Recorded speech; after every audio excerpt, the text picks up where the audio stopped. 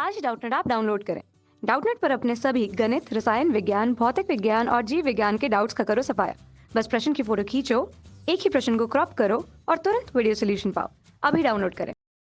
प्रश्न है कि तरंग संचरण की चाल को प्रभावित कर सकने वाले कुछ संभावित कारकों की सूची है। पहला, स्रोत की प्रकृति, संचरण की दिशा, स्रोत या प्रेक्षक की गति, तरंग दैर्ध्य या तरंग की तीव्रता। तो हमें बताना है कि निर्वात में प्रकाश की चाल तथा किसी माध्यम में प्रकाश की चाल इनमें से किन कारणों पर निर्भर करती है। तो सबसे पहले बात करते हैं निर्वात में प्रकाश की चाल। तो चूंकि निर्वात में प्रकाश की चाल एक नियतांक है और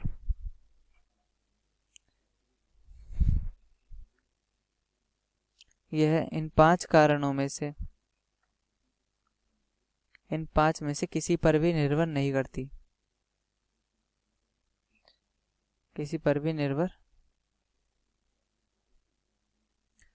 करती। अब बात करते हैं माध्यम में। तो माध्यम में पहला है स्रोत की प्रकृति। तो स्रोत की प्रकृति पर निर्भर नहीं करेगी। स्रोत की प्रकृति पर निर्भर नहीं करती कि किस स्रोत से जो प्रकाश तरंग है वो निकलती है, परंतु माध्यम की स्थिति पर निर्भर करती है। और हम जानते हैं कि यदि जैसे कि माध्यम का अपवर्तनांक यदि ज़्यादा होता है तो तरंग का जो वेग है वो भी कम हो जाएगा, परंतु माध्यम पर निर्भर करती है। अगला है संचरण की दिशा। तो सेकंड पॉइंट, संचरण की दिशा तो निर्भर नहीं करती। तो किस दिशा में अगर तरंग गति कर रही है उस पर भी तरंग की चाल निर्भर नहीं करती।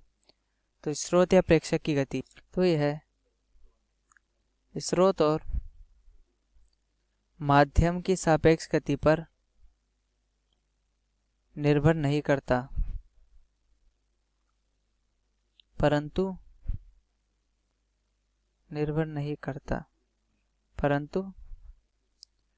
प्रेक्षक और माध्यम की सापेक्ष गति पर निर्भर करेगा। और इसकी जो निर्भरता है वो डॉपलर प्रभाव के द्वारा लिखी जाती है। माध्यम की सापेक्ष, जिस प्रकार हम ध्वनि में डॉपलर प्रभाव लिखते थे उसी प्रकार प्रकाश में भी डॉपलर प्रभाव लिखेंगे। सापेक्ष गति पर निर्भर करता है।